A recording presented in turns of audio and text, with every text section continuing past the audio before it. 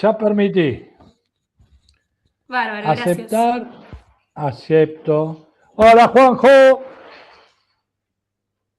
Hola Alejandro, ¿cómo va?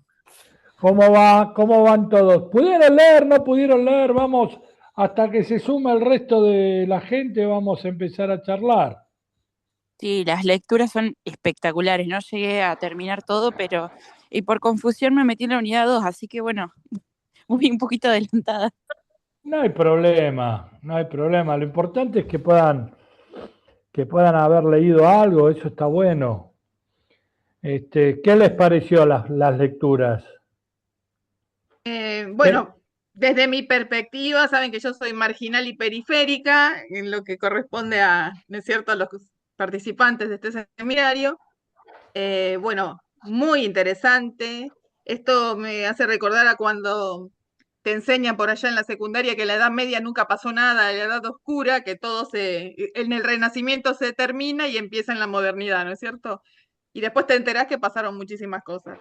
Bueno, la década del 60 era como ¿con qué lo asociábamos? Y con los hippies, con, no sé, el Power Flower, bueno, todas estas cuestiones. Y vemos todo un desarrollo, hablo por el caso de este texto del pensamiento cristiano, ¿no?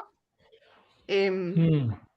eh, muy bien desarrollado, excelente, debe ser una persona de unas capacidades inmensas, porque lo que primero plantea en la introducción es su tesis, básicamente, cómo va a desarrollar eje por eje, qué preguntas se hace, a qué apunta su hipótesis, y bueno, y después va desglosando. Así que creo que ese libro habría que leerlo entero porque promete muchísimo. Y bueno, y ahí va justamente haciendo ese camino con citas importantísimas que ella dice, bueno, se va a hacer muy largo, pero es valioso recuperar las citas. Y ese recorrido de la década del 60 y bueno, de reuniones, de puntos de vista que recupera desde diferentes países, no sé, Perú, Chile, Colombia, etcétera. Y, y no sé si estoy mezclando, si fue este texto o el otro, el de Anderson. Sí, creo que es el de Anderson, cuando habla de esos de Puerto Rico, que con este tema de estar anexado a Estados Unidos, lo utilizan como base de disparos, de pruebas de armas, ¿no es cierto? Esas aparentemente inocentes concesiones que se hacen y después terminan ¿no es cierto?, en una cuestión de que te convertís en un atolón de pruebas de armas de diferentes este, calibres, ¿no? Exacto. Realmente bueno, no alcancé a recorrer todo lo de los jesuitas, pero bueno, ya ahí te plantean un trabajo de cómo enseñar, qué enseñar, quiénes enseñan, quiénes aprenden, exigencias y consideraciones muy interesantes también. Así que sí, me gustó muchísimo estas lecturas. Por supuesto, desde mi Voy a corta saludar. visión. No, acá no hay ninguna visión corta, todos estamos capacitados para decir lo que nos parece. Voy a saludar antes a Norma y a Belén que se sumaron. Juanjo, Hola. bendito tú eres hoy, ¿eh? Tenemos Buenas tardes, ¿cómo le va? Buenas tardes a Hola, todos. hola. No, si nosotros vamos a hacer los recorridos, lo primero, y también hay como una escala de por qué ponemos los textos primero al de Anderson, después el de el Ratio Studiorum y después el de Silvia Gotti Samuel. Digo, lo primero que nosotros, o lo más disruptivo que va a plantear Anderson en Comunidades Imaginadas es este debate que para nosotros, los que venimos de la historia, es algo fundamental o es una piedra fundacional de la discusión de qué es la nación o cómo se construye la nación o qué entendemos por nación. Porque a partir de ahí uno va a empezar a entender por qué esta importancia que nosotros le estamos dando a los jesuitas como tales. Anderson va a ser muy disruptivo desde el momento que plantea que la nación es algo imaginado por intelectuales, por un grupo de intelectuales, un grupo de personas de una sociedad que dice, bueno, para nosotros la nación es esto. Digo, piensen ustedes, yo siempre pongo el ejemplo de Mazzini cuando habla con Umberto I, después de la unificación de Italia, la Casa de Saboya, que le dice, bueno, ya te creé Italia, ahora inventemos a los italianos, porque en realidad los italianos como tal no existían. Entonces, eso va a tener una implicancia muy fuerte en lo que es la construcción de la nación latinoamericana. O sea, porque nosotros como América Latina, por más que estemos divididos por países, pasamos a ser una gran nación. La nación que nosotros componemos es del río Bravo para abajo. Digo, lo que nos separa a nosotros es esa antinomia o ese juego de espejo con Estados Unidos o con lo que sería la América anglosajona francesa. Digo, en eso nosotros tenemos una noción y que recorre toda la historia de América Latina, que somos más que países, más que 20 y pico de países separados, sino que tenemos un nexo común que es esta comunidad imaginada que la empezaron a imaginar los jesuitas y aquellos que vinieron acá, algo distinto a Europa, algo distinto a Estados Unidos y a Canadá, es algo absolutamente distinto. Y que eso va a implicar a formar parte de lo que es nuestra América. Y ya desde finales del siglo XVIII, principios del siglo XIX, nosotros tenemos las mejores plumas, que a su vez eran los que hicieron la ruptura del pacto colonial, que pensaban esto como un gran espacio. Bolívar, Monteagudo, Belgrano, Castelli, y todos aquellos primeros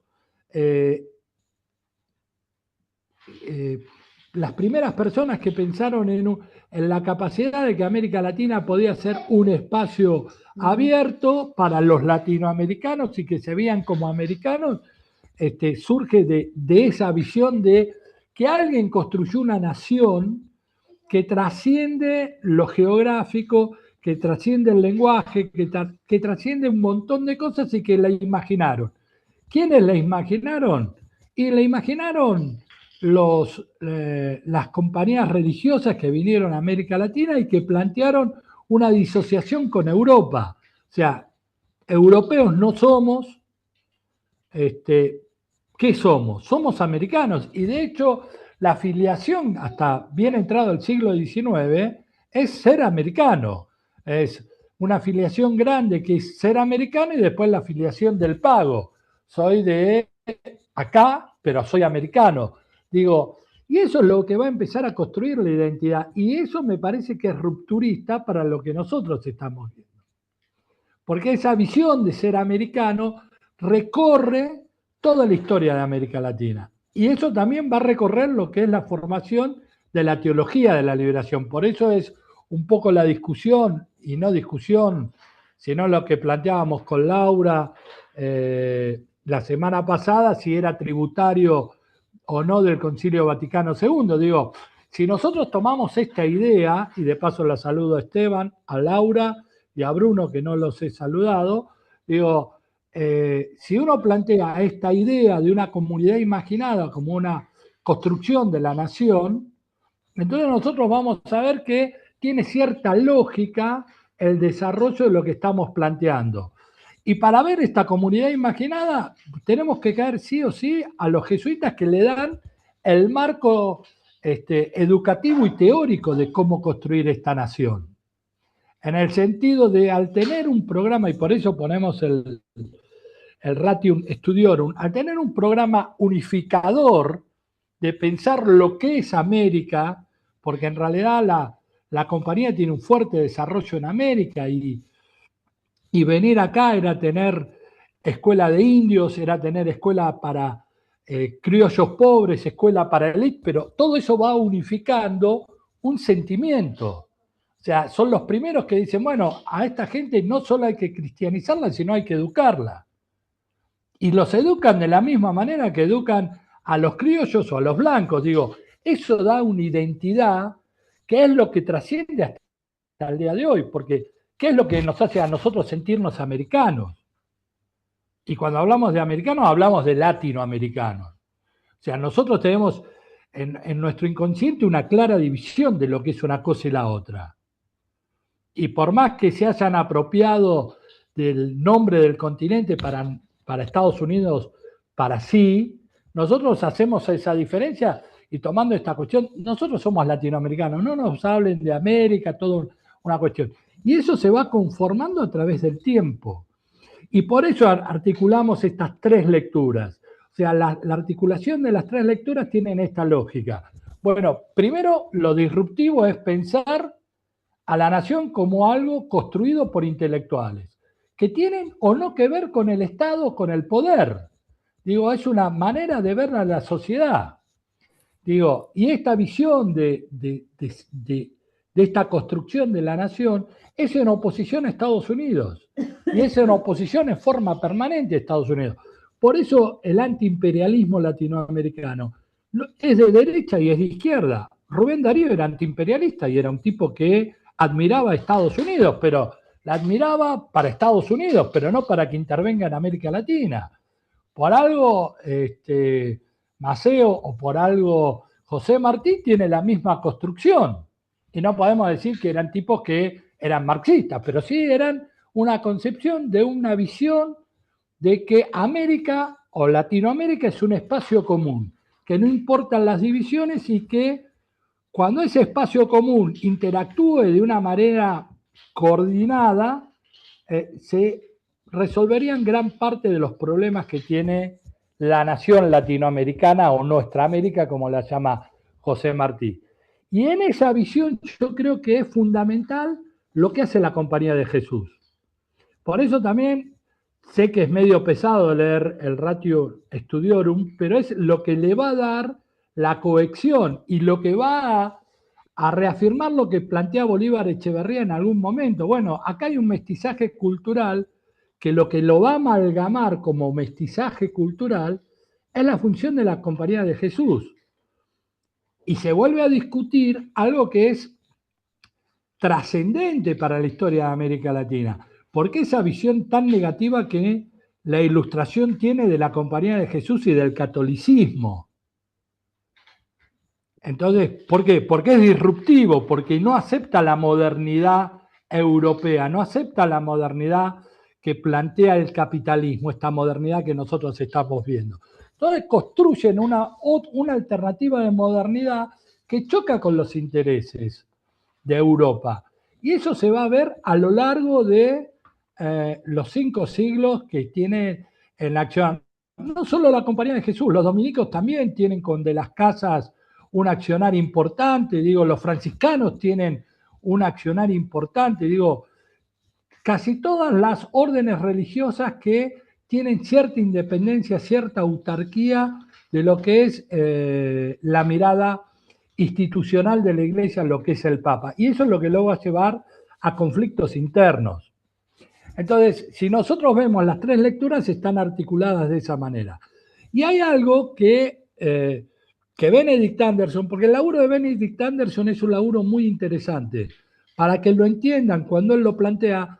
Benedict Anderson es un marxista británico que trabaja en el Workshop History, y una de las cosas que él se plantea es repensar la cuestión nacionalista por un hecho concreto, la guerra entre China y Vietnam. En 1980 hay una guerra entre China y Vietnam que dura 3 meses, y donde China fue derrotado por el ejército vietnamita.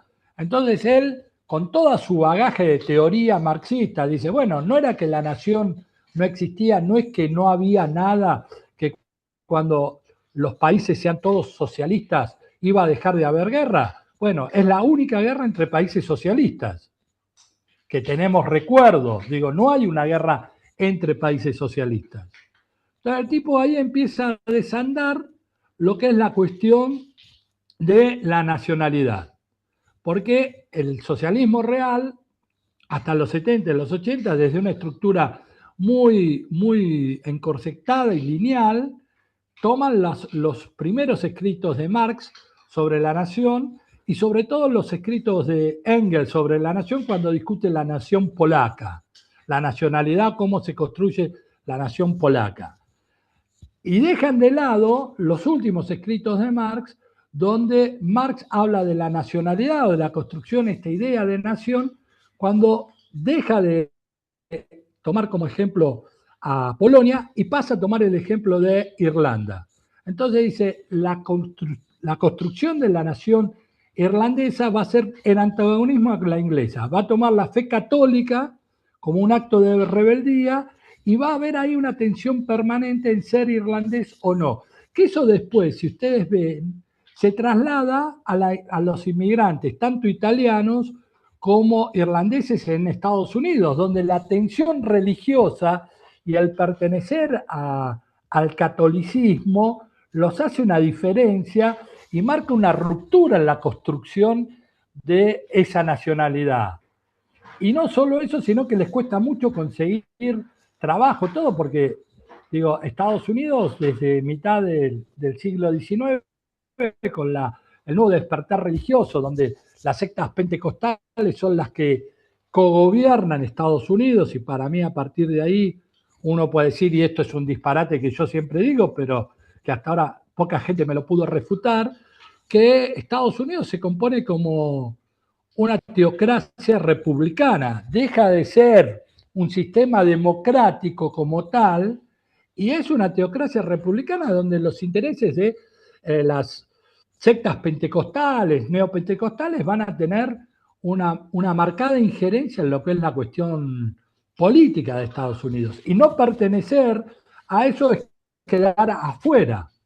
Entonces me parece que esos guetos de irlandeses, de italianos, van a tener una alternancia en la construcción de una nacionalidad que sí, somos norteamericanos, pero hasta ahí. Nosotros seguimos siendo irlandeses, por eso sigue, o seguimos siendo italianos, por eso sigue estando la pequeña Italia y tenemos nuestros manejos, nuestros códigos, y una cosa es cómo funciona el Estado federal y otra cosa es cómo nosotros funcionamos en pequeña Italia, en Nueva York.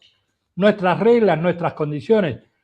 Tanto Juanjo como Ana tienen más noción que nosotros por su formación o estar involucrados en lo que es el derecho.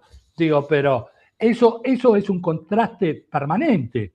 Entonces, uno lo que tiene que pensar es, bueno, ¿qué es lo que da nuestra identidad? Y por eso, Ana, yo te decía, fíjate más en el Concilio de Trento que en el Vaticano II, que es innegable que el Vaticano II marca un clima de época en el catolicismo, indudablemente.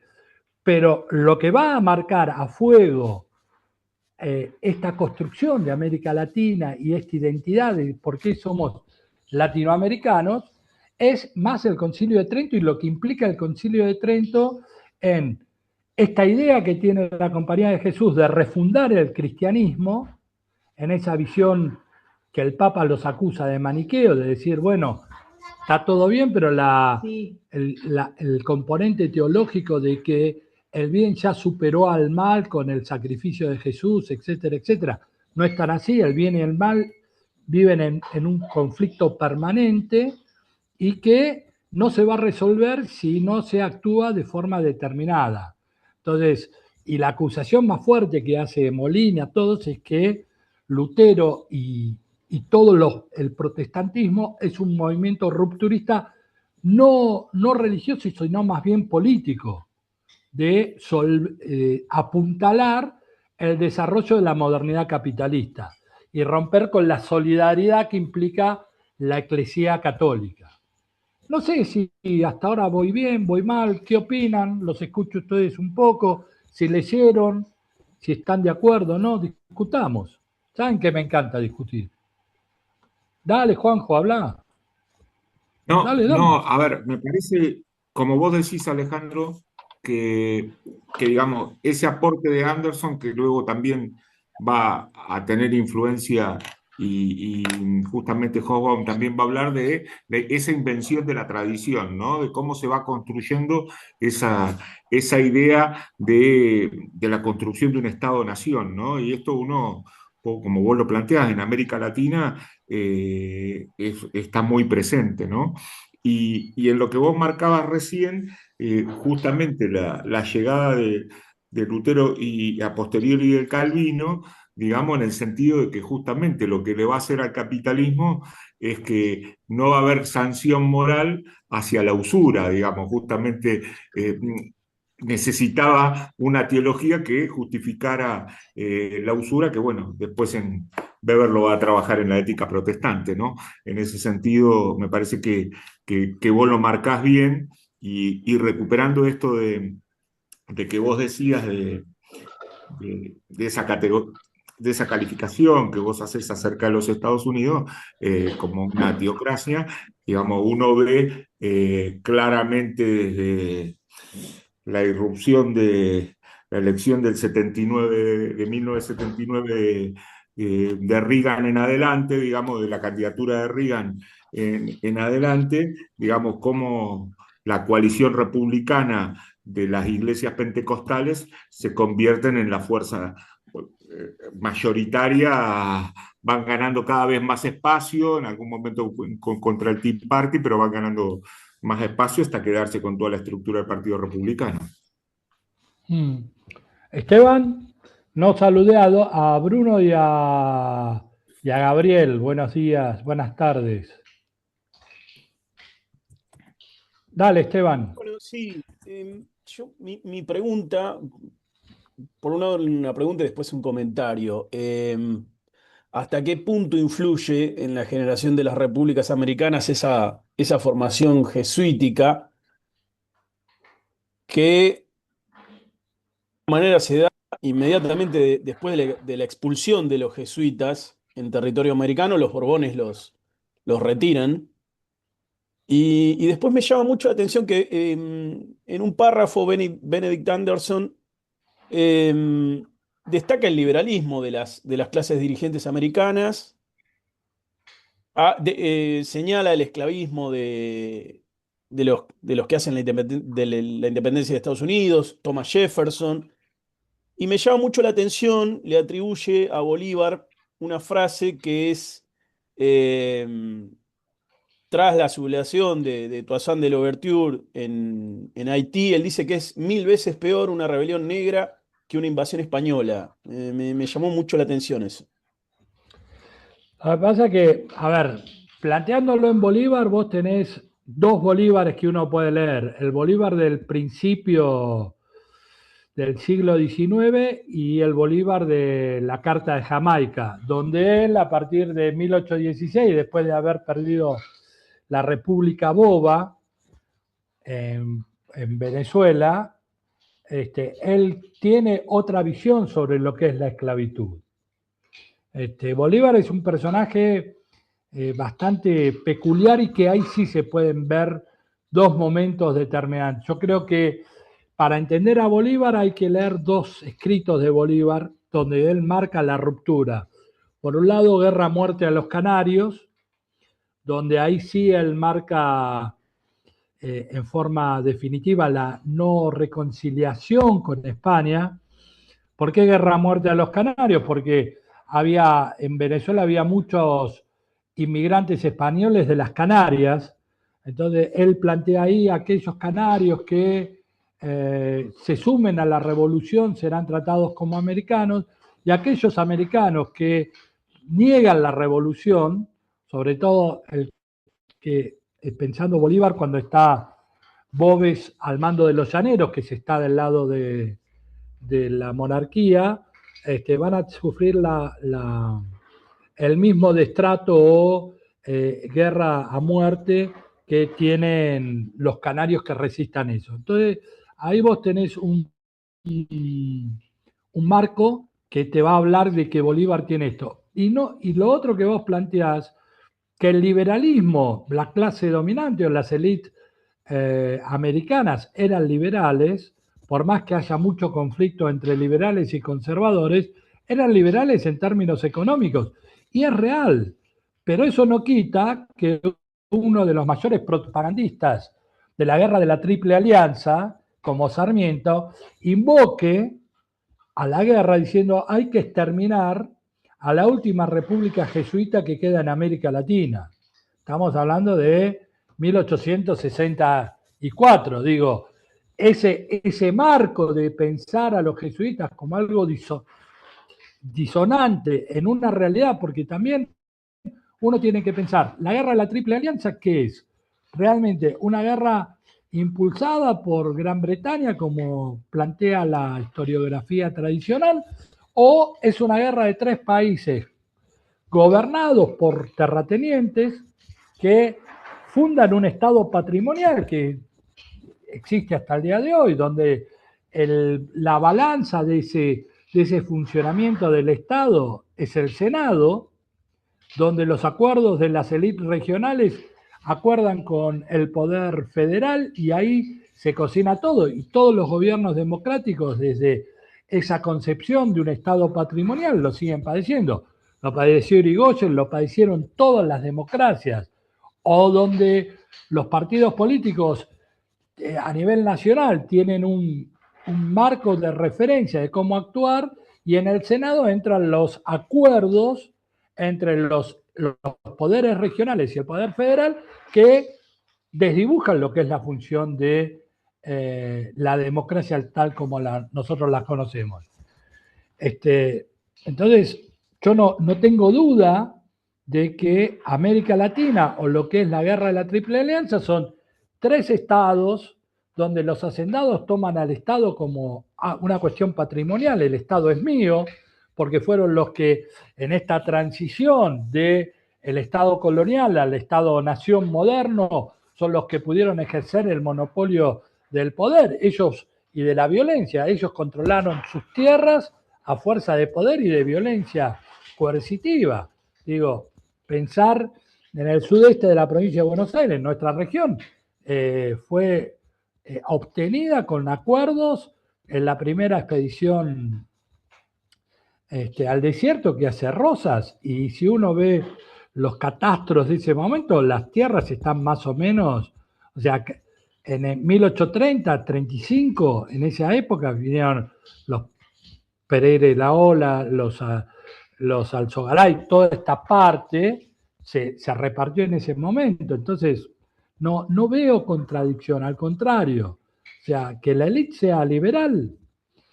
Siempre me acuerdo cuando se discute esto en Venezuela de 1860 a 1863, hay una guerra civil entre liberales y conservadores. El lado conservador era en ese momento el presidente José Antonio Páez, y del lado liberal el que gobernaba o el que se le oponía era Guzmán Blanco. Cuando termina la guerra federal en el 63, lo que le dice Guzmán Blanco a Páez, dice tanto pelear para terminar acordando. Y Páez, que era el último general vivo de lo que es la guerra independentista, empieza a vivir de las pensiones que le dan los gobiernos liberales como reconocimiento a ser un héroe de la independencia. O sea, Sarmiento lo nombra general del ejército argentino, lo mismo pasa en Perú, que son todas élites liberales, y el tipo era conservador, pero, o sea, la discusión era cómo articular la cuestión del liberalismo económico y cómo repartir la plata de la aduana, porque lo que no permitían era la libre navegación de los ríos, etcétera, etcétera. Digo, pero no se discutía en términos de conservadurismo contra un liberalismo. O sea, los liberales y los conservadores eran liberales en la cuestión económica y muy conservadores en la cuestión política. Y eso trasciende hasta el día de hoy, me parece. Digo, pero bueno. Y con lo que vos decís de Estados Unidos, bueno, la contradicción no es de Estados Unidos, sino la contradicción es aquellos que creen que la cuna de la democracia y la cuna del federalismo es Estados Unidos, que es una república fundada por esclavistas. Y por eso es hasta el día de hoy que no pueden resolver la cuestión racial. Digo, por eso tienen todavía tantos problemas. De hecho, siempre me surge cuando se habla de esto, algo que uno tiene que tener presente también en estos momentos.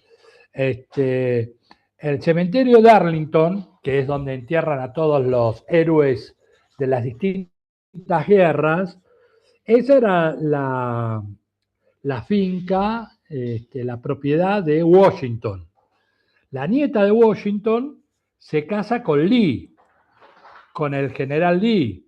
Entonces, lo que vos vas a ver ahí es que después de la guerra civil, lo que hay que hacer una expropiación de todas las fincas de los confederados.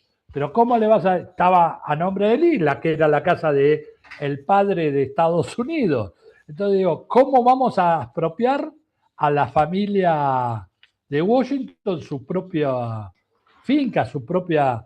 Entonces lo que resuelven de manera sabia, o no, digo, eso depende de ellos, es armar un cementerio y dejar que todos los héroes de los dos bandos queden enterrados ahí para salvar el nombre de Washington, que era otro esclavista. Digo, ahí estamos hablando de algo que es bien marcado.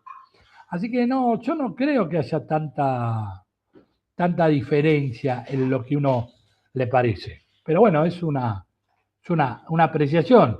Digo, yo estoy abierto, si alguien más quiere hablar, tiene ganas de comentar algo, si no empezamos a desandar los temas, las lecturas. ¿Hay alguien que quiera decir algo? Pelearse un poco. Los veo muy serios. Digo, En definitiva, disculpa Alejandro, en definitiva, más allá de ese liberalismo económico, ¿vos creés que ese espíritu de los jesuitas en cuanto a la formación de la comunidad y de América Latina pervive? Yo soy un convencido, a ver, si yo te tengo que dar mi opinión, y que es leyendo a Bolívar Echeverría y toda esa línea o esa trayectoria, yo creo que América Latina como tal, como lo que nosotros entendemos como América Latina, es producto de un mestizaje cultural que se da en el siglo XVI, que ese mestizaje cultural es consecuencia de dos civilizaciones que están absolutamente derrotadas y no tienen futuro. Por un lado los pueblos originarios, por otro lado los europeos. No hay ganadores y perdedores cuando se llega a América Latina, o a América cuando se descubre América. Porque en realidad lo que se quería era que sea un paso para ir a Oriente. Para los europeos encontrarse con este continente es disruptivo. Y lo dije en la clase pasada, piensen ustedes que es el único continente que tiene... Es tan disruptivo que hasta le pusieron un nombre de mujer. Para lo que es la mentalidad de ese momento. Digo, aparte, vos pensás que existía hasta una composición casi cabalística, eran 3 continentes, el número 3 estaba permanentemente expuesto en la cultura medieval. Y esto es disruptivo, un 4º continente, gente, ¿qué corno hacemos con esto? Entonces los que vinieron acá eran tan perdedores como los que estaban acá, porque no pudieron traspolar su sociedad ni su manera de vivir de Europa acá. Y aparte era lo último de la sociedad europea, o sea, los que no tenían futuro. América siempre fue el refugio de los que no encontraban futuro allá. Entonces, ese mestizaje cultural se consigue con el amalgama que produce la Compañía de Jesús. ¿Por qué? Porque la Compañía de Jesús, sí, María, la Compañía de Jesús va a hacer algo que pocos hicieron: educar a los de arriba, a los del medio y a los de abajo, con un mismo sistema que le va a dar una misma identidad. Por eso es tan importante la Ratio Studiorum, porque ahí uno entiende, digo, bueno, ¿por qué estos tipos, o sea, tenían un programa tan duro que hoy nadie concebiría que algo sea tan rígido y en todos lados iguales? Lo acusarían de stalinistas los jesuitas, pues nadie podía salirse de esto. Digo, entonces ese amalgama es lo que le da un espíritu muy particular a la Compañía de Jesús y a América, esa identidad. Y de hecho, hay Miranda, que es uno de los intelectuales liberales más importantes que hay, y un agente del Foreign Office para el Tratado de la Independencia. Y esto que digo lo pueden constatar en el pensamiento de Miranda, que se lo publica Biblioteca Ayacucho, que es la recopilación de todos los documentos de Miranda. Miranda, en 1803, habla con el Foreign Office y le dice, bueno, si ustedes quieren acelerar la independencia de América Latina, porque el Foreign Office estaba interesado en que se produzca la ruptura del pacto colonial, hablen con los jesuitas, porque los jesuitas son grandes opositores de la corona y del dominio español. Y de hecho, el canciller de Inglaterra habla con el general en el exilio. Entonces, de hecho, para que entiendan, si no me equivoco, en el libro de Biblioteca Ayacucho, para que ustedes lo constaten, están en la página 73, 74, hay una carta de Miranda donde da el nombre de 1500 jesuitas expulsados de América Latina. Y le dice, estos tipos son los tipos que van a hacer la revolución con ustedes. Se juntan con los jesuitas, los ingleses, y le dicen, vamos a aclarar una cosa, nosotros no queremos salir de una tiranía para entrar en otra, así que con nosotros no cuenten. O sea, eso es toda una declaración de intención.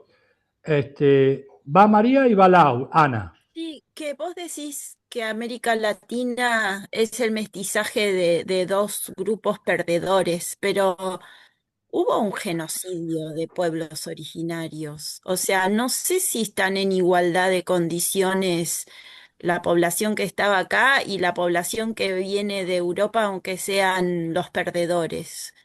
Y otra cosa que me pregunto es que esto de los jesuitas es se rebelan contra la Iglesia europea, son rebeldes, lo simplifico, pero igual al unificar, digo, ¿dónde está el reconocimiento a los pueblos originarios? Como que hay algo ahí, porque yo me parece que América Latina, por ejemplo, me ha pasado hace años, 30 años más, que fui a Uruguay.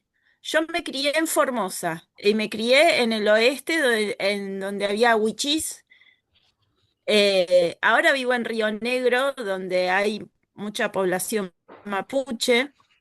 Cuando fui a Uruguay, no había gente morocha y no entendía. Y le comento a un amigo que estudiaba antropología, yo iba a terminar secundario y digo, acá son todos rubios. Y me dijo, es que los mataron a todos. Entonces, bueno, esa es bueno, humildad de condiciones, eso nomás. Sí, a ver, para aclarar un poco y no pasar, o sea, hubo un genocidio sí, pero también hay una construcción muy grande de una leyenda negra que yo no estoy tan de acuerdo. Sí creo que hay una primera instancia que es hasta 1500, 1504, donde no tomaban conciencia de que esto era un continente y que estaba poblado. Digo, esa es la discusión de las casas Sepúlveda. Digo, bueno, si uno, y yo no lo estoy justificando, pero si uno va, o sea, no es lo mismo lo que pasó con los tainos o con los Caribe que lo que pasa con el resto. O sea, ahí sí hubo una política de tierra arrasada. Pero tampoco se puede entender que Cortés pudo hacer lo que hizo si no tuvo colaboración de pueblos originarios. Digo, eso es así. O sea, la leyenda de Malinche está porque existe.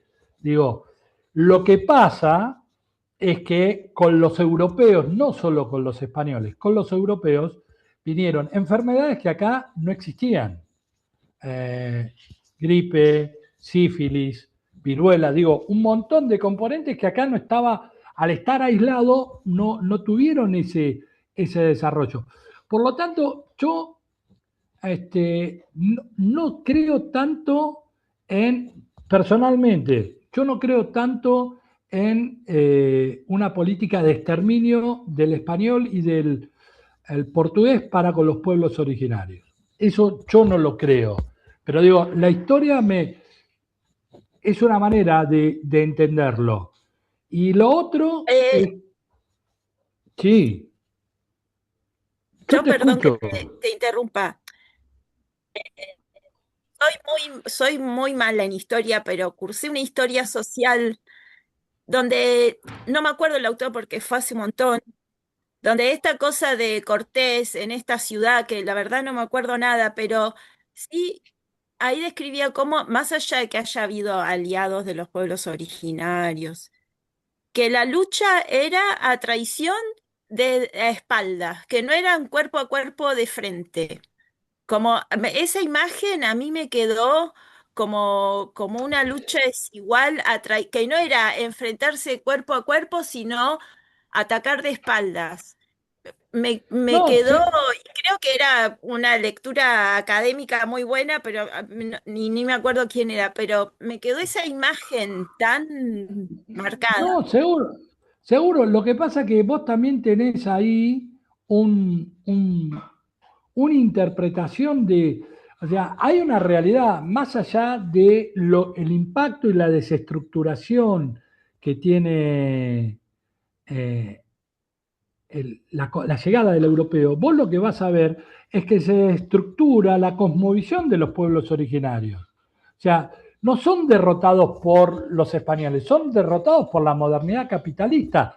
No encajan en esa lógica. Entonces, y no es lo mismo, porque nosotros hablamos de una leyenda negra para los españoles y los portugueses, y realmente la leyenda negra son los en Estados Unidos, en las 13 colonias, donde los exterminan. Acá hay mestizaje cultural, acá hay mestizaje de razas. O sea, no es una sociedad de razas, sino de castas. Digo, lo que pasa es que hay toda una construcción que plantea que el español, o sea, hay leyendas que se construyen historiográficamente, las construyen tipos muy serios que laburan. Hay una construcción que hay que poner en una situación de tiranos o de una situación de descomposición. Cuando a vos te decía, a ver, para que entiendas también lo que te quiero decir, si a vos se te desestructura tu vida, tu cosmovisión, lo que vos esperás del futuro, todo, hasta hoy, en estos momentos de crisis, vos ves que hay caída de la demográfica, que aumenta la mortandad infantil, etcétera, etcétera. Imagínate con dos culturas que son antagónicas y no importa, me parece a mí, las consecuencias, o sea, sí importan, me rectifico, digo, pero no es tanto por matanza en sí, sino por un desazón que tuvieron los pueblos originales y sobre todo las grandes culturas sedentarias. Las culturas nómades van a resistir hasta las reformas liberales de mitad del siglo XIX, porque vos no te olvides que, por ejemplo, en México la última gran resistencia es de los pueblos nómades apaches en el norte y son derrotados recién en 1800, entre 70 y 80, 1875, cuando esas películas que vos ves de Jerónimo, como el último gran héroe, era un tipo que vivía, cuando le iba mal en Estados Unidos, los apaches se refugiaban, y eso te va a armar también en México, y eso también te va a armar la composición social de lo que es el norte de México, donde no hay campesinos, sino hay peones rurales, digo, donde Pancho Villa es un reflejo de toda esa cultura. Y acá los grandes genocidios o si lo queremos llamar así, de los mapuches, todos son consecuencias de las reformas liberales chilenas y argentinas. Y en el norte también lo hizo el Estado-Nación. Digo, no los europeos como tal.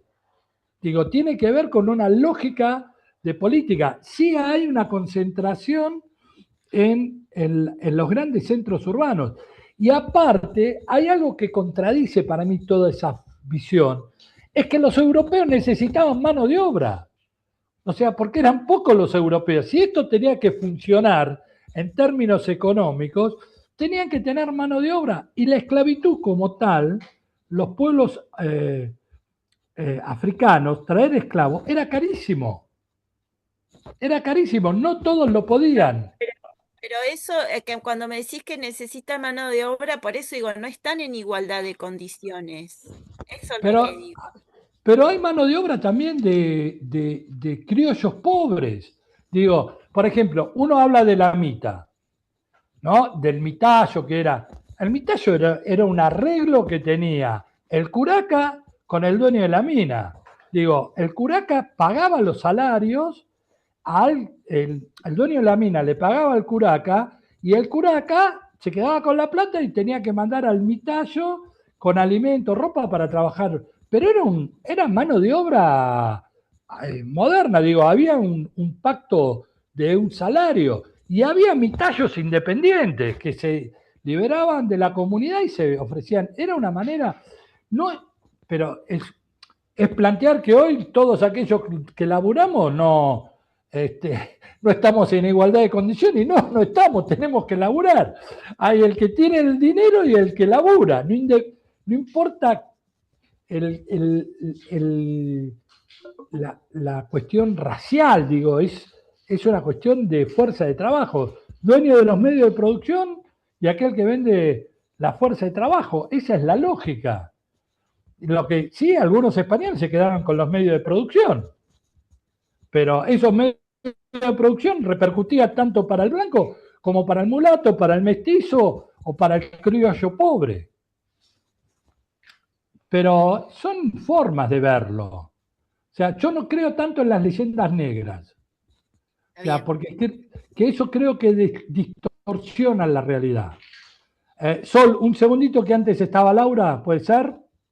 Laura, Ana, perdón. Sí, yo quería, por ahí un dato un poco contracultural. Cuando se van los jesuitas, toda esta obra, cuando son expulsados, lo continúa María Antonia Paz y Figueroa, que se la conoce como Mantula, y que al haber estado al revés de lo que para los católicos, para mí es muy importante que sea una santa, pero para algunos también esto la desdibuja, ¿no?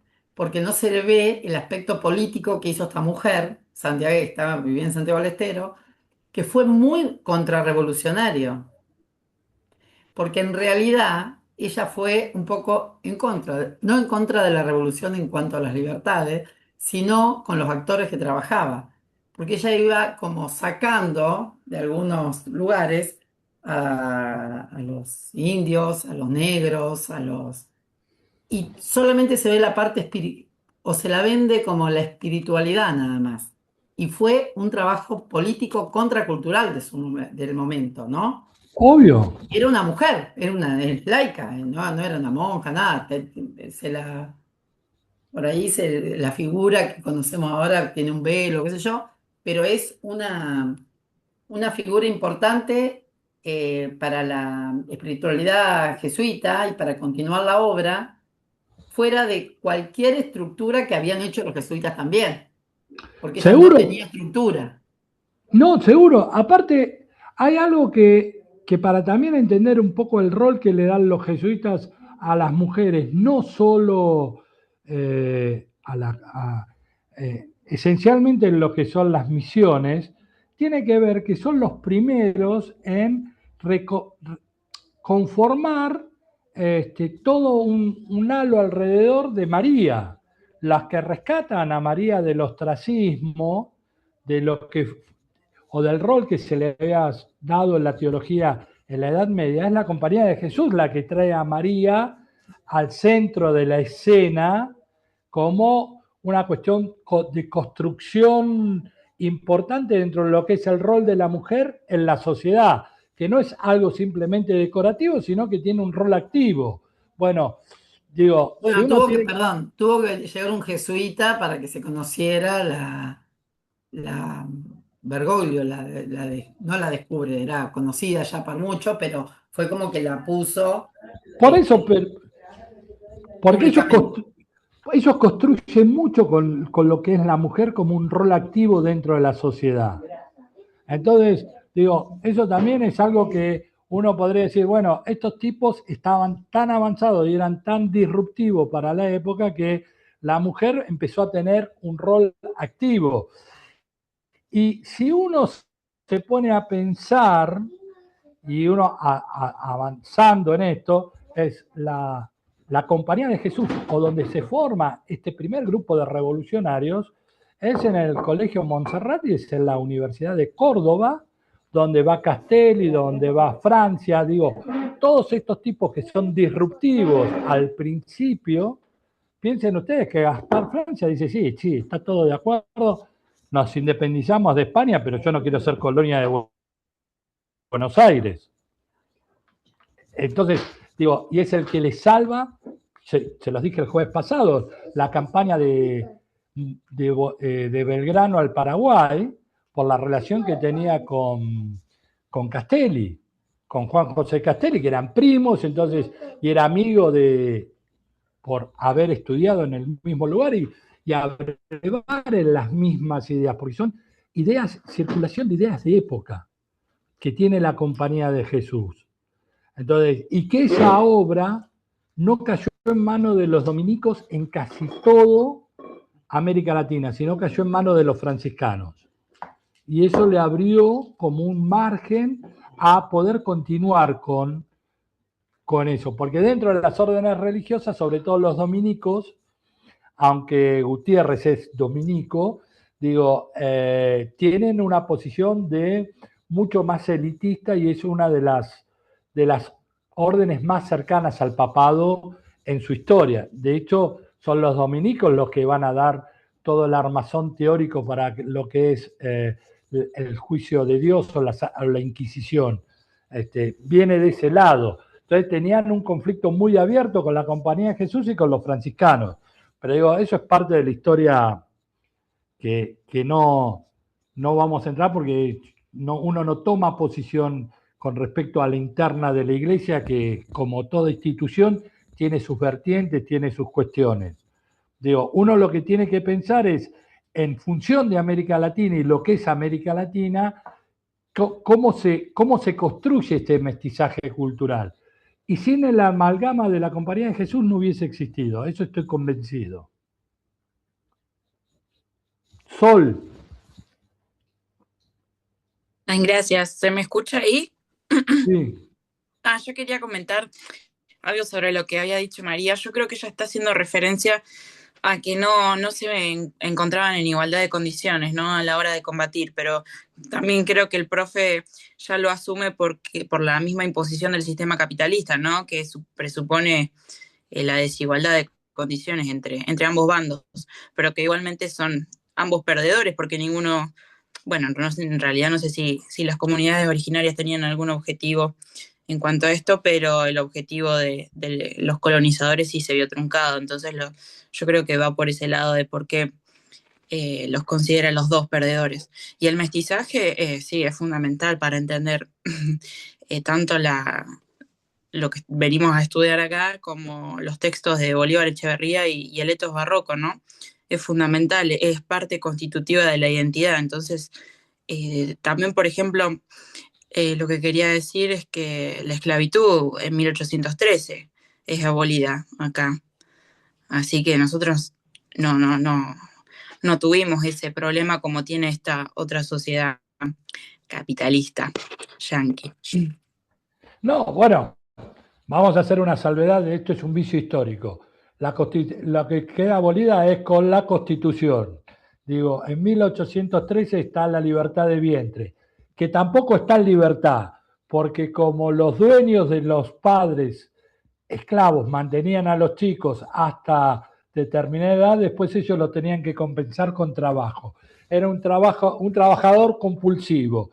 O sea, sí sos libre, pero como yo te alimenté hasta los 10, 12 años, vos me tenés que devolver 10, 12 años de tu vida trabajando para mí. Y se deja de permitir el arribo de barcos de esclavos. Eso va a ser también otro vicio de historiador, 1850. Y para eso, claro, que es cuando se pone, no, pero te digo, ¿sabes dónde lo podés? Fíjate el registro de esclavos, como entran a Brasil. Uno lo sabe no por los datos, uno los tiene porque en Brasil justamente en 1850 empieza la venta de esclavos internos e Inglaterra se pone firme con la trata de esclavos. Y a partir de 1850, si vos ves los registros que van a Brasil de esclavos, son entre 300 y 400 mil personas por año. Número más, número menos. A partir de 1850, el último arribo fue de 1900. O sea, hay una caída abrupta.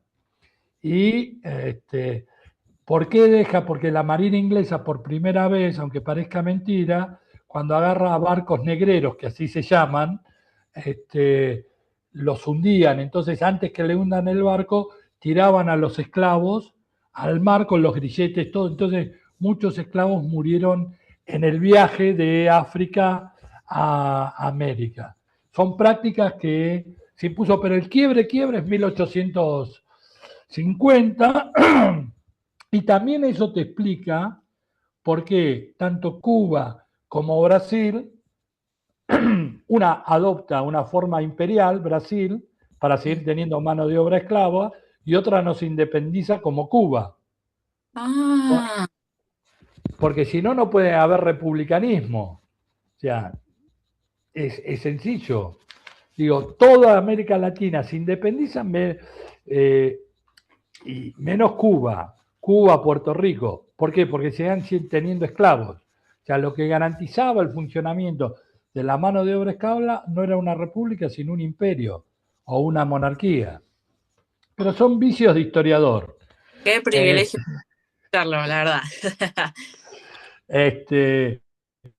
Nada. Pero digo, bueno, nosotros tenemos que tener en cuenta eso y esa cuestión de cómo construir o cómo entender lo que es América Latina, porque acá el gran problema es qué es América Latina. O sea, qué es lo que nosotros vamos a entender por, hola Elías, buenos días, buenas tardes, qué es lo que nosotros vamos a entender por América Latina. Y esto no es un dato menor, porque hablar de mestizaje cultural no es lo mismo que hablar de sincretismo. Y esa es otra discusión que nos tenemos que plantear. Porque también hay toda una corriente que dice, bueno, los pueblos originarios hicieron un sincretismo, tomaron o dibujaron o se apropiaron de algunas tradiciones europeas para seguir teniendo una resistencia. Y no es sincretismo, es mestizaje cultural. No existe el sincretismo cuando la Virgen de Guadalupe es morena. O sea, es morocha. Eso no es sincretismo. Es como ese mestizaje que se da en México permite que la formación o la figura de la Virgen María sea representada por lo que es el pueblo mexicano. O sea, no hay un sincretismo ahí. Porque eso también es para discutir en este plano. Porque si hablar de mestizaje cultural, dejamos afuera el sincretismo.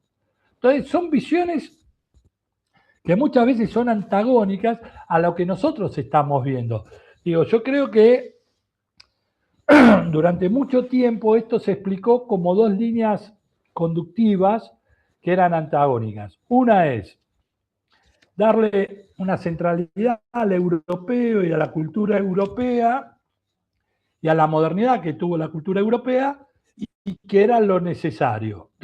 Y dejaba de lado la historia de los pueblos originarios. Y por otro lado tenés la reivindicación de los pueblos originarios y dejando de lado los aportes o no. Esto es una visión distinta, esto es decir, los dos estaban liquidados, esto no había manera de revertirlo. O sea, si no nos unimos y nace algo nuevo, por eso también no existe el sincretismo. El mestizaje es una cultura nueva, una cultura latinoamericana que pervive en estos 500 años. O sea, lo que nos da identidad a nosotros es esa pervivencia de algo nuevo. Nosotros somos producto de eso. Y es un poco también es lo que rescatan, por ejemplo, aquellos que hicieron la reforma universitaria en el 18 o o es lo que rescata Rodó, o es lo que rescata la generación del 98 española. Digo, bueno, América Latina es algo nuevo, es el futuro. Rodó plantea, y en eso me puede ayudar Juanjo, que es un especialista en reforma universitaria, que esta visión de ver a América Latina como algo distinto, como una nueva, algo distinto a lo que pasa en Europa. Y eso Rodó lo plantea en el Ariel. Y toda la generación que hace la reforma universitaria se basa en eso. Juanjo, dame una mano en esto. No, sí, en esto que planteas, Alejandro, ¿no? En ese nuevo tiempo, ¿no? Del arielismo o el propio manifiesto liminal, ¿no? En esa convocatoria para América Latina, digamos, y que también, digamos, que se expresa luego desde lo político con Haya de la Torre en Perú, digamos. Ahí hay eh, una, hay una identidad latinoamericana, hay una identidad continental de plantear los problemas. Sí, por eso, digo, por eso yo no hablo de sincretismo, yo lo que hablo es de mestizaje cultural. Tal Y cual. sin el actor de la religión es imposible entender ese mestizaje cultural. O sea, la religión es lo que le da el amalgama y lo que une. Y un poco por eso hicimos este recorrido de estas tres lecturas, porque habla de eso, o sea, habla de qué es ser latinoamericano. O sea, el ser latinoamericano, esta construcción, que es una nacionalidad que no tiene que ver ni en la raza ni en el idioma, es algo que trasciende la construcción de la ilustración de lo que es la nación. Y que la imaginaron aquellos que no tuvieron el poder.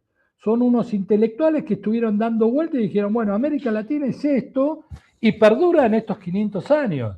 Es el famoso etos barroco. Digo, el etos barroco es la identidad de América Latina. Cómo vivir en los bordes de algo que nos permita hacer vivible lo invivible. Y eso es lo que habla de la resistencia permanente de América Latina. Y si lo llevamos a un contexto histórico, uno siempre compara lo siguiente. América Latina en un siglo tuvo el doble de revoluciones de todo lo que tuvo Europa en la modernidad.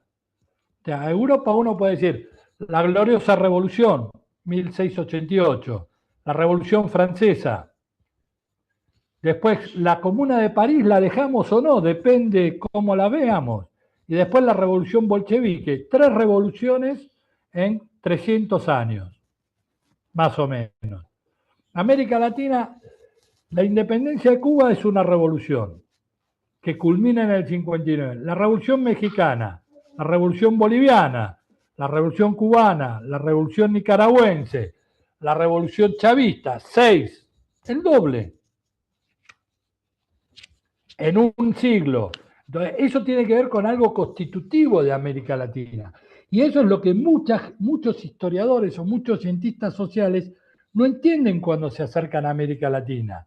Y voy a poner el ejemplo de Hobsbawm, cuando él habla en el texto Rebeldes Primitivos, cuando dice que los campesinos latinoamericanos no tienen una concepción política de la realidad latinoamericana. Pues hombre, lamentablemente, Hobsbawm tendría que haber vivido mucho más acá porque los que tienen el pulso de la realidad latinoamericana son los campesinos latinoamericanos.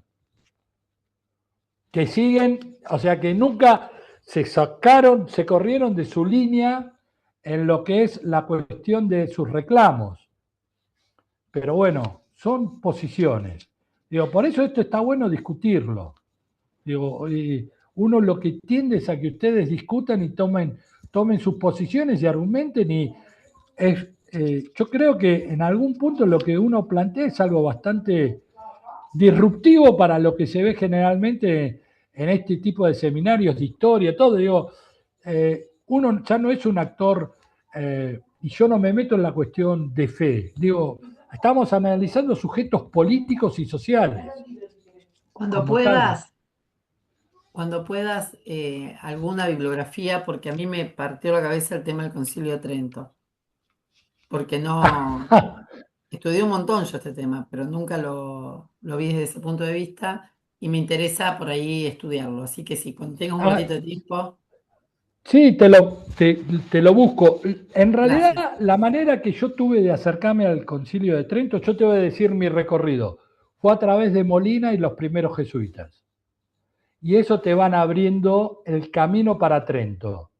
O sea, me parece que de hecho, entre Loyola y el cofundador de la Compañía de Jesús, que se me fue el apellido, Francisco, y no me acuerdo cómo, este, ahí van a conformar, y en la formación primaria de lo que es, y en la disputa que tiene la Compañía de Jesús con lo que es el obispo de Toledo, fundamentalmente, si podían entrar o no a la universidad, etcétera, etcétera, ahí vos tenés todo un componente que te va a explicar después las posiciones en Trento. Y no sé si te lo dije en la clase pasada, pero si no, si lo dije, lo repito.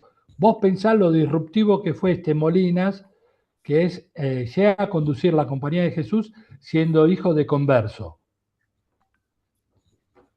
O sea, eso es algo impensado para 1500 en España. 1540 es impensado. O sea, y la Compañía de Jesús abrevó, o adentro de la Compañía de Jesús, muchos conversos o hijos de conversos fueron los primeros jesuitas. Por eso también el despegue cultural que tuvieron. Porque mucho de la tradición de los no católicos españoles fue absorbida por la Compañía de Jesús porque fue el lugar de anclaje de ellos. Pero lo de Trento y otra forma de acercarse es a través de Bolívar Echeverría, que él hace un análisis de lo que es el Concilio de Trento. Digo, desde esos dos lugares uno puede acercarse bastante a Trento. Porque en realidad lo que pasa con Trento es que te lo venden como algo rupturista de la modernidad, como un eje en contra de la modernidad. Y yo creo que, al contrario, es una cuestión mucho más profunda que tiene que ver qué hacer con la modernidad que se avecina. O sea, la discusión de fondo de Trento es esa. Digo, ¿qué es lo que yo hago con lo que se viene? Le saco el peso de la moral, del maniqueísmo, le saco esta cuestión de la intención de la disputa entre el bien y el mal, algo que también tiene alguna parte de la tradición judía, de la cultura judía, que se rescata en Benjamin, esta cuestión de ver que la disputa permanente entre el bien y el mal está más activa y viva que nunca.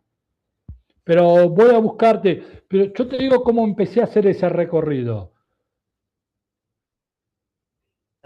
Porque yo siempre tuve la visión de Trento como esto, ¿no? Lo más conservador y que rompió esta entrada a la modernidad. Ahora mismo, cuando querés decir que alguien es demasiado conservador, se quedó en Trento, se dice, ¿no? Y bueno, Yo creo que al gracias. contrario. Esteban, Em, ¿cómo conectamos todo esto con la teología de la liberación?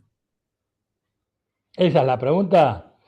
La Sí, sí, sí, respuesta, sí, sí. Digo, para retomar, digamos, el hilo del tema de la teología de la ¿cómo liberación. bueno, pero ¿cómo lo retomamos? Pensando que la teología, porque acá tenés dos alternativas, la teología de la liberación como tal, ¿es una construcción de América Latina para América Latina o es algo que viene de afuera? Porque si no, no lo terminamos de entender. Porque si no hacemos este recorrido previo a lo que es la teología de la liberación, entramos en la confusión que un poco con vos la tuvimos en la clase pasada, de decir, bueno, los curas del tercer mundo, ¿son teólogos de la liberación? No. ¿Mujica es teólogo de la liberación? No. Digo, es algo construido por latinoamericanos a lo largo de mucho tiempo o es algo impuesto por una coyuntura concreta que tiene el catolicismo a nivel mundial. Y vos vas a ver que los teólogos de la liberación tienen un principio y plantean cosas antes mismo que el Concilio Vaticano II. Y para mí, y con esto discuto con todo el mundo, es mucho más poderoso lo que pasa en Cuba en el 59 que el Concilio Vaticano II para darle impulso a la teología de la liberación, porque es algo que está dando vueltas ya en América Latina. O sea, yo creo que tiene mucho más trascendencia para la teología de la liberación cuando se habla del tercer periodo, el periodo de la Compañía de Jesús y lo que implica a Ruspe para la Compañía de Jesús como algo rupturista y cómo se retoma a los viejos principios de la Compañía de Jesús y la Revolución Cubana que el mismo Concilio Vaticano II. Y ahí me van a tirar con todo lo que tengan y está bien que lo hagan, pero bueno, es una posición.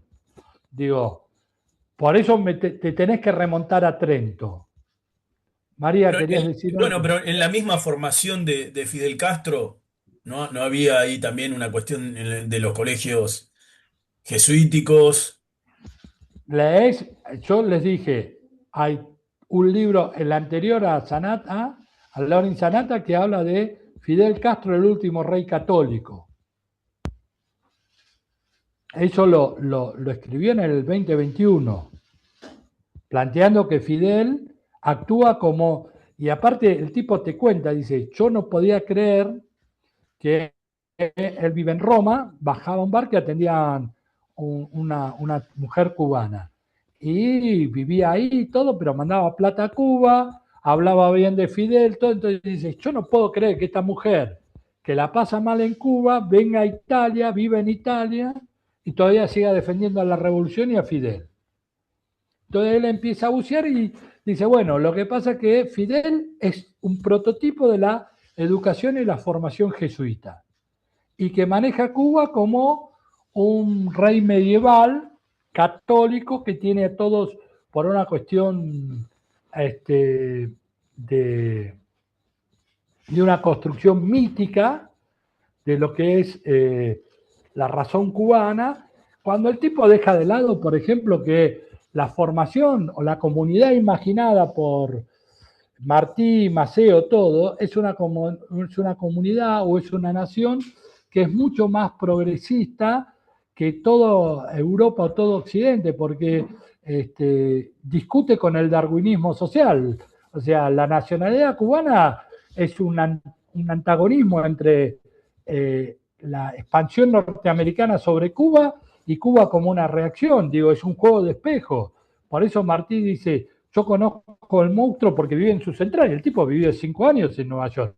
Entonces sabe lo que era el peligro que iba a tener para... Y aparte él dice, yo no estoy peleando para independizarme de España. Yo estoy peleando para que nuestra América no caiga en manos de Estados Unidos. Ya. Hay una confrontación ahí que vos decís, bueno, es un tipo que construye o piensa estas comunidades imaginadas desde una visión que va en contra del darwinismo social, que dice, o sea, Wilson, que es el presidente cuando se termina la Primera Guerra Mundial, tiene una construcción darwinista social de lo que es un Estado. Y así se divide el imperio austrohúngaro, que hasta el día de hoy se siguen matando. Porque, o sea, dividieron de tal forma lo que es el imperio austrohúngaro que hoy siguen a los tiros y con rencores de más de 100 años. Si uno no se remonta a esa disolución, no entiende por qué todavía están los Balcanes a los tiros y hay genocidio y hay de todo a finales del siglo XX y principios del siglo XXI. Bueno, cuando es la Revolución Cubana, de hecho, ellos se reivindican como nacionalistas cubanos. Después, por la coyuntura, 2, 3 años después se declaran socialistas, pero en principio eran nacionalistas cubanos. Eran antiimperialistas cubanos, no nacionalistas. La nación es América. De hecho, Fidel tiene que refundar el Partido Comunista Cubano.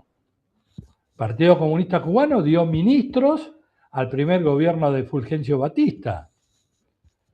Entonces, a ellos, y el día de hoy se siguen reivindicando antiimperialistas.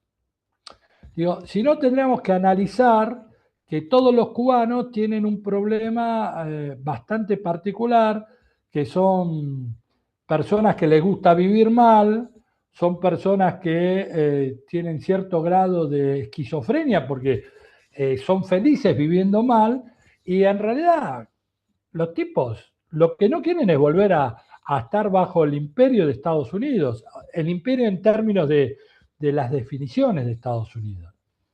Es un país que cuando se independiza, y se firman los acuerdos de París, el Tratado de París, se llama a una constituyente y pone una enmienda que se conoce como la enmienda Platt, que permite que en cualquier momento Estados Unidos invada o tome acciones políticas en la isla cuando sus intereses estén afectados. Y por eso tiene que entregar Cuba la bahía de Guantánamo y donde está la base a perpetuidad. Entonces, y vos tenés un tipo como Padula, que es un anticastrista reconocido y también uno de los mejores escritores que ha dado Cuba en los últimos 30 años, que él sigue viviendo en Cuba, es disidente en Cuba y prefiere vivir como vive en Cuba y no que vuelva a Estados Unidos.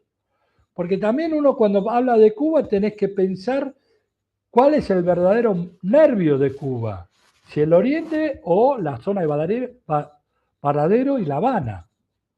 Y Cuba es el oriente.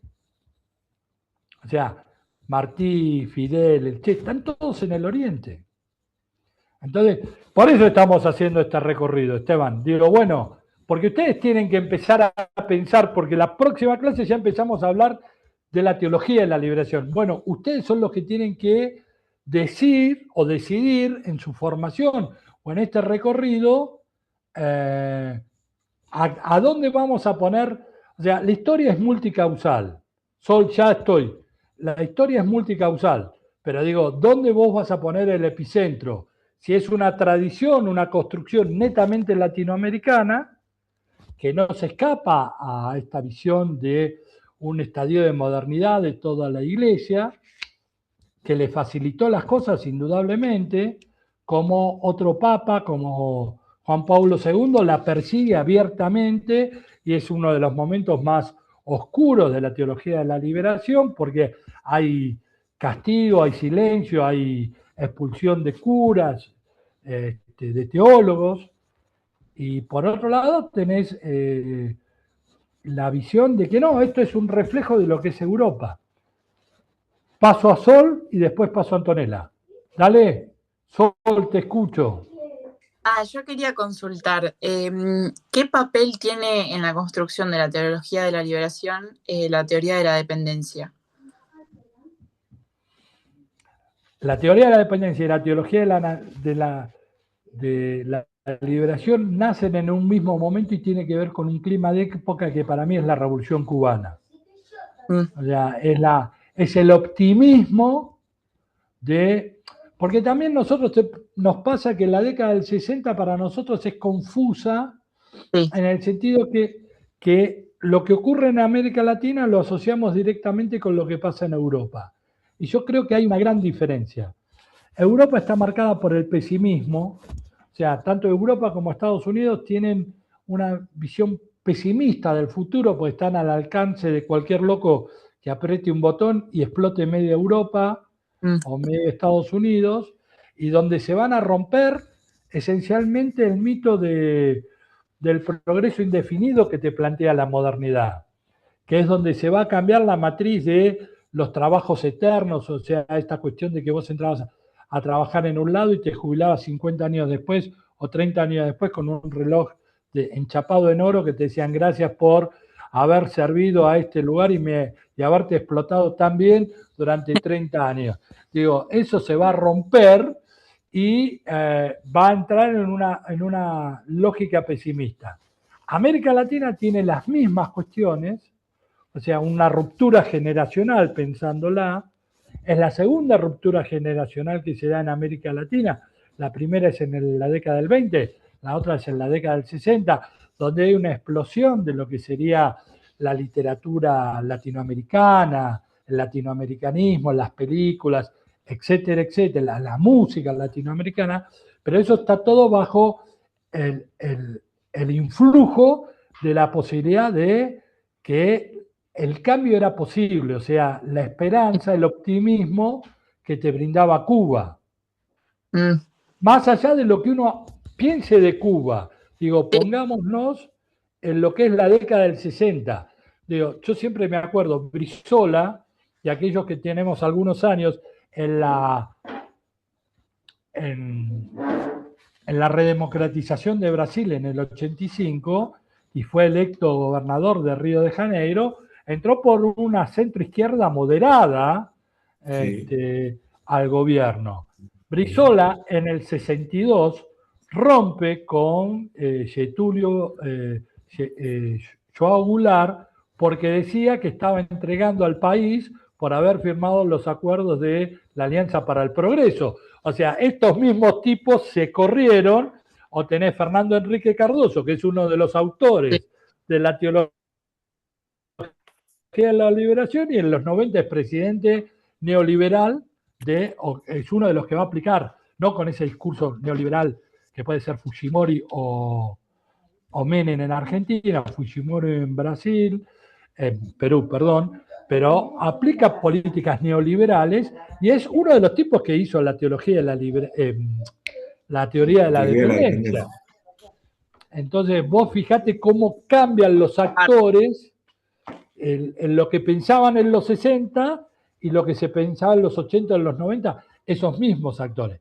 Y te puedo dar el ejemplo de Rómulo Betancourt, surge por centro izquierda, Acción Democrática, y Carlos Andrés Pérez, que es el último presidente de Acción Democrática, es el que aplica el neoliberalismo a rajatabla. Y Rafael Caldera, que cuando surge en la política venezolana es un admirador de lo que es el falangismo español, termina en la centroizquierda en los 90.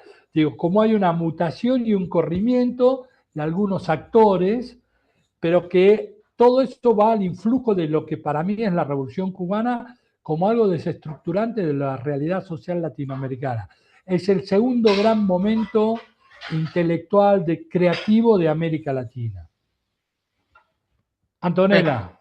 Gracias.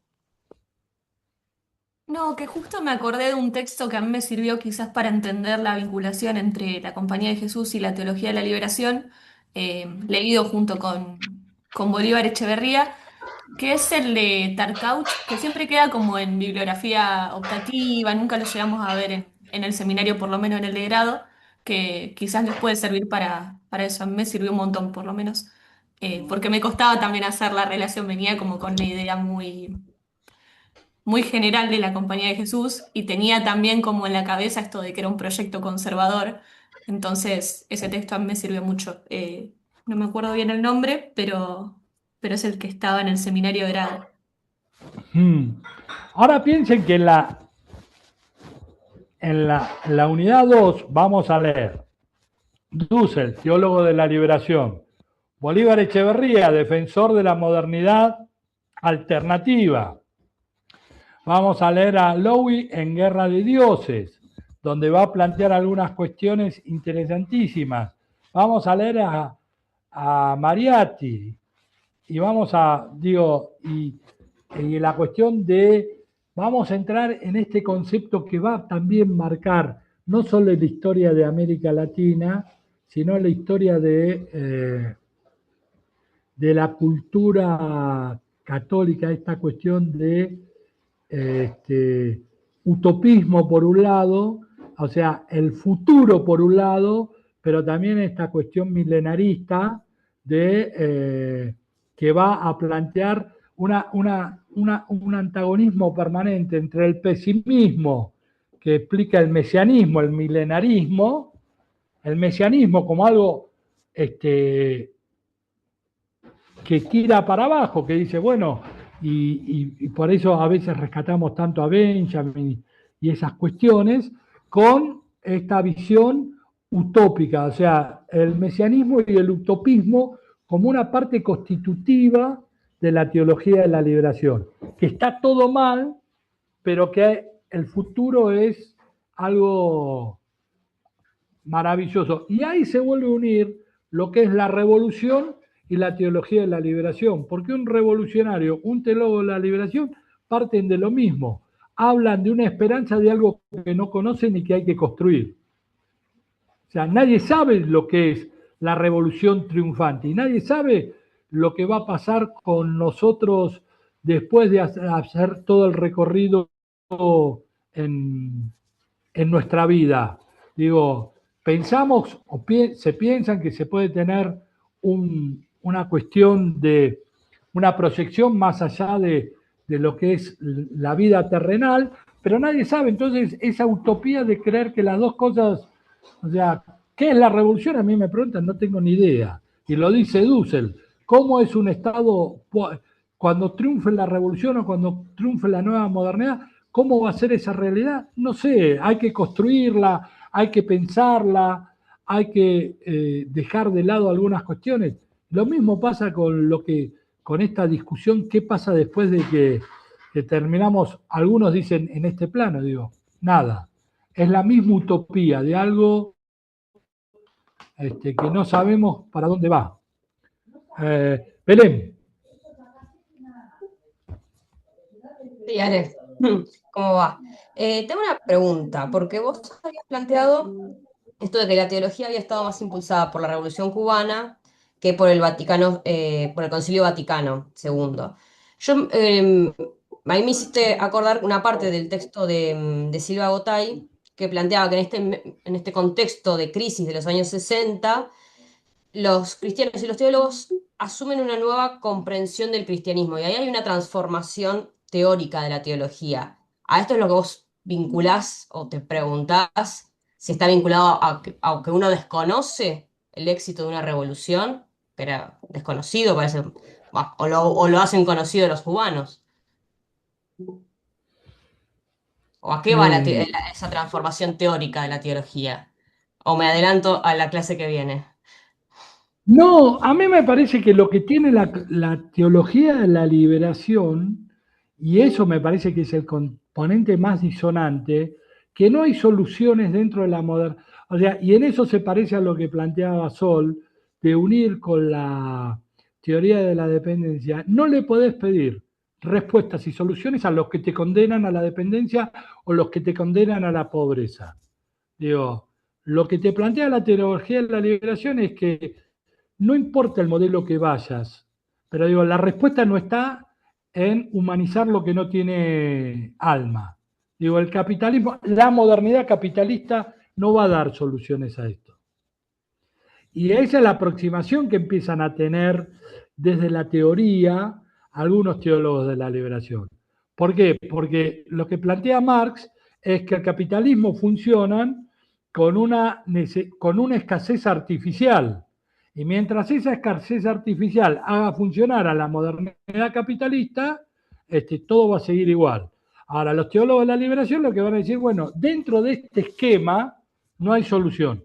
No toman tampoco una actitud abiertamente de militancia política. Sí, desde la construcción de las comunidades de base se van a ir acercando a proyectos rupturistas con esa modernidad. O sea, pero en eso sí hay una semejanza. Digo, bueno, no le pidas al que te explota que te dé la solución. Y por eso esta cuestión de tomar el éxodo como bandera esencial.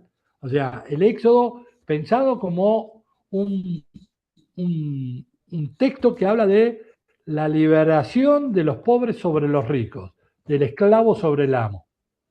Digo, esa contradicción tiene que ver, o ese anclaje tiene que ver con esta visión.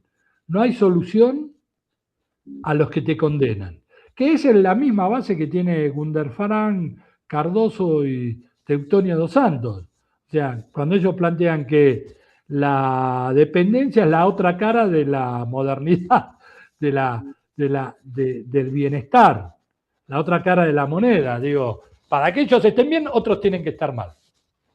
Y esa parte es la que toman los los teólogos. Por eso digo que es mucho más rupturista ver eso en la posición que el Concilio Vaticano II, que no quiere decir que no marque un clima de época de renovación dentro de lo que es la fe católica, pero que en América Latina tiene esas particularidades. Y por eso yo lo llevo siempre a Trento, que es mucho más rupturista. Por eso un poco, Esteban, es todo este recorrido que estamos haciendo, que te lleva a eso. Bueno, ¿alguien más quiere decir algo? ¿Cómo vamos?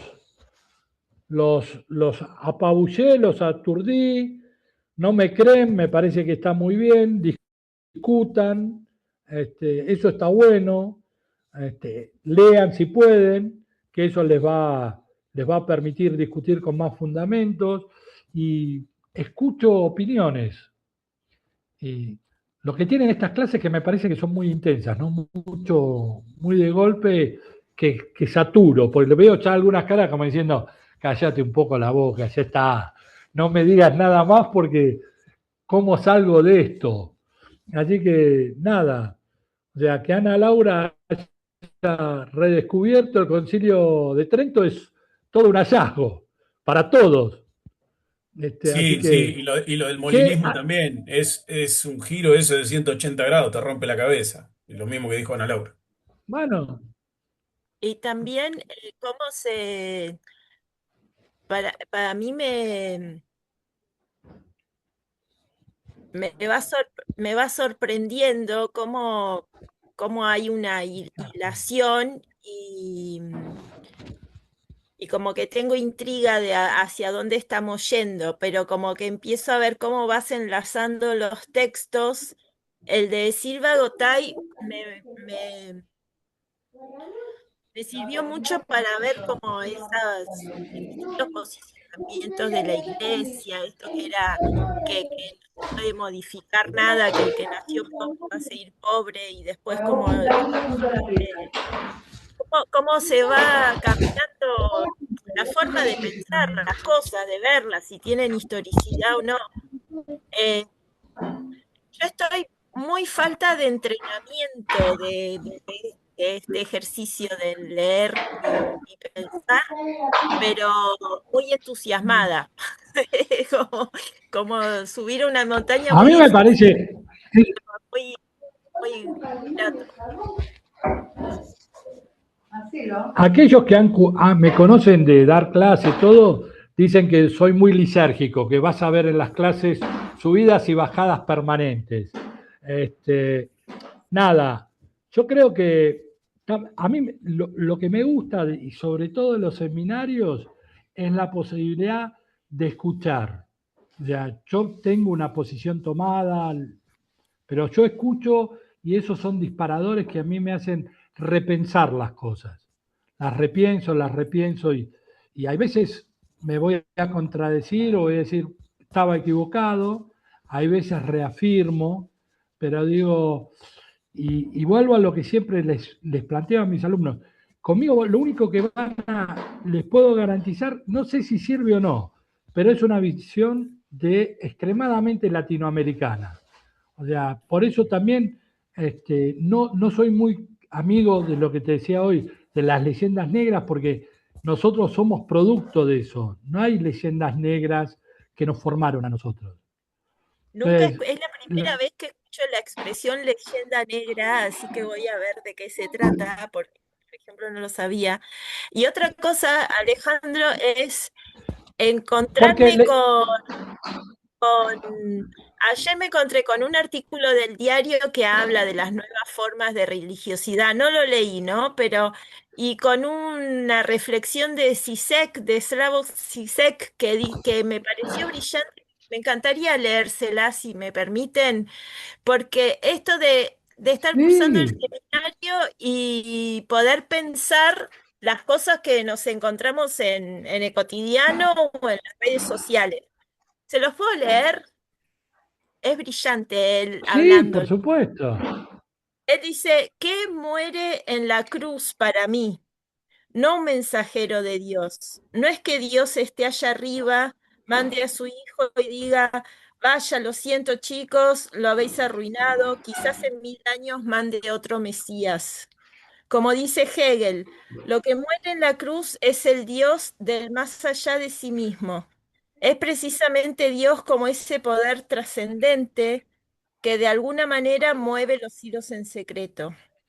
Esto es, creo, el secreto del cristianismo. Dios ya no puede ser concebido como, ya sabes, estamos en la mierda, no sabemos qué está pasando, pero podemos estar seguros de que hay un viaje allá arriba, un viejo allá arriba, moviendo los hilos en secreto. Este Dios abdica. Creo que algo tremendo ocurre en el cristianismo porque, recuerden, tras la muerte de Cristo, no regresamos al Padre. Lo que obtenemos es el Espíritu Santo. El Espíritu Santo es la comunidad igualitaria unida por el amor. Ya sabes lo que dice Cristo cuando le preguntan cómo reconocerán si está presente. Donde haya amor entre dos de vosotros, allí estaré yo. Es simplemente la inmanencia de un colectivo emancipador. Esta fue la idea más profunda incluso de buenos teólogos conservadores como Paul Claudel, definitivamente no un comunista, ¿verdad? Dijo algo muy profundo, que la lección más profunda del cristianismo no es que podamos confiar en Dios, sino que Dios no puede hacer nada sin nosotros. Para mí, de nuevo, este es un mensaje de libertad tremendamente importante. Como dijo mi amado Chesterton, en todas las demás religiones hay ateos, personas que no creen en Dios. Pero la lectura de Chesterton, de las famosas palabras, Padre, ¿por qué me has abandonado?, es que solo en el cristianismo, y esto es crucial para él, Dios mismo se convierte por un momento en ateo. Y esto es increíblemente importante para mí. Creo que lejos de esa idea de moda, de que la era cristiana ha terminado, ya sabes, toda esa mierda de la era de Acuario, y que estamos entrando en una nueva era. Sí, lo estamos haciendo, pero no me gusta esta nueva era, el neopaganismo y demás. Sostengo que hoy precisamente deberíamos aferrarnos a este impacto explosivo y tremendo que aún no estamos dispuestos a confrontar de lo que el cristianismo nos está diciendo realmente. Me gustó. Y me vino bien de leerlo con lo que estamos viendo acá. No, es muy interesante, pero vos pensá, yo diferiría en algo. El cristianismo como tal, cuando uno habla del cristianismo, habla de un todo. Y el Cristo que murió en la cruz es el vértice angular donde se apoya el catolicismo. Digo, no todo el cristianismo es lo mismo. Y digo, y lo que entra en tensión en el catolicismo y que lo que está en forma permanente puesto es esta disputa entre el bien y el mal. O sea, mientras eso el ser humano no lo pueda resolver, no hay una nueva era, no hay nada. Esa tensión va a existir. Y lamentablemente, la modernidad que nosotros nos toca vivir hoy es tan mala, tan profunda, que el mal nos viene ganando por goleada. Por lo tanto, mientras estemos en esa dicotomía, porque el catolicismo hay algo que tiene, al igual que los escritos de Marx, y que Dussel empieza a unir, es un profundo humanismo, es pensar y creer en el ser humano como tal, que no todo el cristianismo lo tiene. Por eso digo, Sí, pero esa cosa a mí me parece como que transforma esta cuestión más de lo religioso y la fe a una cuestión política, de que Jesús dice, cuando haya dos, ahí estaré, me parece que ahí está donde... Pero eso más que político es humanismo. Mientras dos personas, o sea, partí de, o sea, puede o no ser político, pero mientras dos personas se amen, no importa, porque el giro, y eso lo demuestra la llegada de Francisco, no importa la raza, no importa el género, mientras haya amor, hay humanismo, y mientras haya humanismo, ahí estaremos. O sea, el catolicismo y el pensamiento de Marx como tal, me parece que tiene un potencial de reservorio de lo que es el humanismo que no lo encuentro en otro lado. Por eso tienen esa afinidad electiva y que se puede dar en América Latina, donde estos dos vértices tienen una conjunción. Porque el cristianismo es algo muy ambiguo. Digo, Jim Jones en Guyana era cristiano y asesinó a 1000 y pico de personas. Digo, hay algunas cosas que yo no compro del cristianismo, sobre todo el pentecostalismo y todas esas cuestiones. Digo, Me pregunto si la traducción que hacen de Zizek no estará confundiendo en la traducción cristianismo con catolicismo, pero bueno, no eso, sé. eso habría que pensarlo, pero digo, no todo el cristianismo como tal tiene estos principios. Y es un gran reservorio del humanismo como tal, de poner en el centro a lo humano. Digo, y por eso uno piensa ahora estas advertencias que hay sobre la inteligencia artificial, sobre todas estas cuestiones que nos están invadiendo, es volver a poner el centro en lo humano. Que eso es lo que se consigue, digo, ese es el fin. Y por eso transcurre en América Latina. Bueno, ¿qué opinaron hasta ahora? ¿Cómo vamos? ¿Está bien? ¿Está mal? Tengo el compromiso del Concilio de Trento, para el jueves que viene, porque te va a interesar. Sí, al claro. final, yo siempre me peleé mucho porque me decían que estaba loco de pensar en el Concilio de Trento. Pero vos fíjate que dos libros que fueron muy disruptivos a principios del siglo XXI, como Imperio y Multitud de Negri Hart, rescatan a una figura también muy maltratada como Spinoza, otro teólogo rupturista de la modernidad. Y un tipo que vos decías, bueno, este tipo estuvo en lucha continua, digo, un tipo que estuvo en las armas, que era un grupo mucho más violento que las Brigadas Rojas, etcétera, etcétera, plantea y recupera un teólogo como Spinoza. Bueno, pero vos ponete en mi lugar. Vengo a un seminario de Teología de la Liberación. Estudié en la Universidad del país, El Salvador, con Noelia Curía. Trento siempre fue la mala palabra. Pero para la Curía no.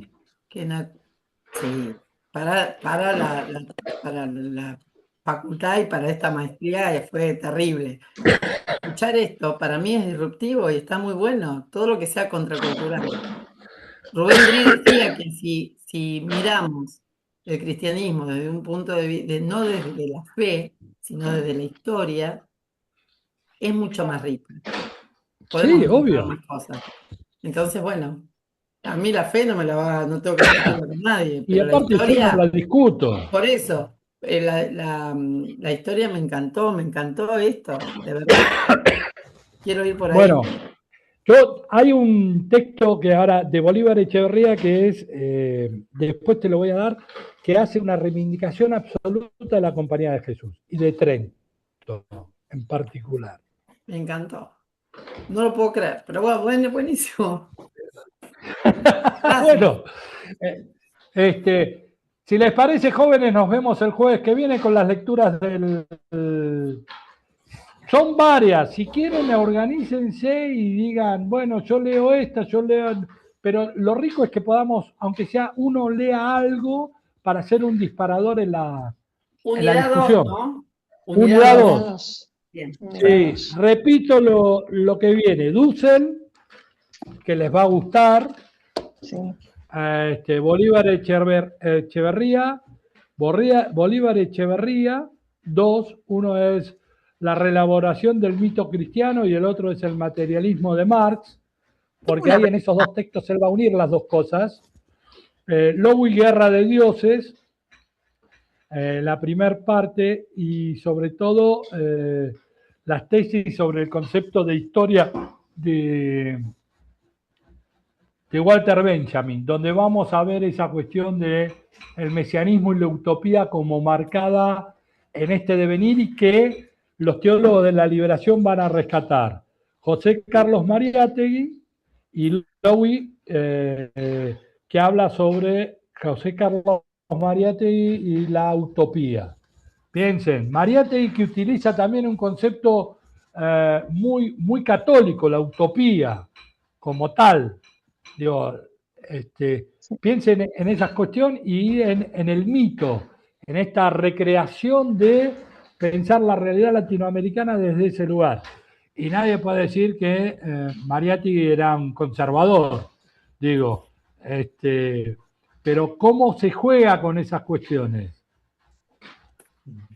Y aquellos que conocen Perú pueden dar fe de que muchas de las cosas que dijo Mariátegui tenían un viso de realidad muy importante y perduran hasta el día de hoy.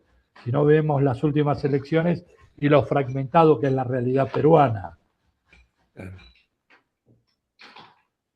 Bueno, espero que les haya gustado. Sí, ¿Puedes responder a lo que pide Sol, por favor? Ahí ¿Qué en el preguntó chat. Sol? A ver, para qué. A ver, Sol. Ustedes me hacen trabajar en el... Que yo venía Decime, leyendo Sol. Dussel. Dussel, ¿el libro que está o alguna parte en específico? No, la introducción. Perfecto. Está marcado, dice introducción y historia. Dos cosas. No, si les doy todo Dussel, tengo que hacer un seminario de Dussel, que es riquísimo. Sí. Digo, pero hay que ir con grajeas. Yo planto la semilla y ustedes pues busquen sus respuestas. Pero Dussel les va a ser algo tan disruptivo como lo que estamos hablando hasta ahora. Así es. Bueno, perfecto, muchas gracias. Gracias. Aparte, este es coterráneo de Gracias, Norma. Alejandro. No, por favor. Muchas gracias. Abrazo. Nos vemos el jueves que viene. Nos vemos. Hasta el jueves. Nos vemos. Chau, chau.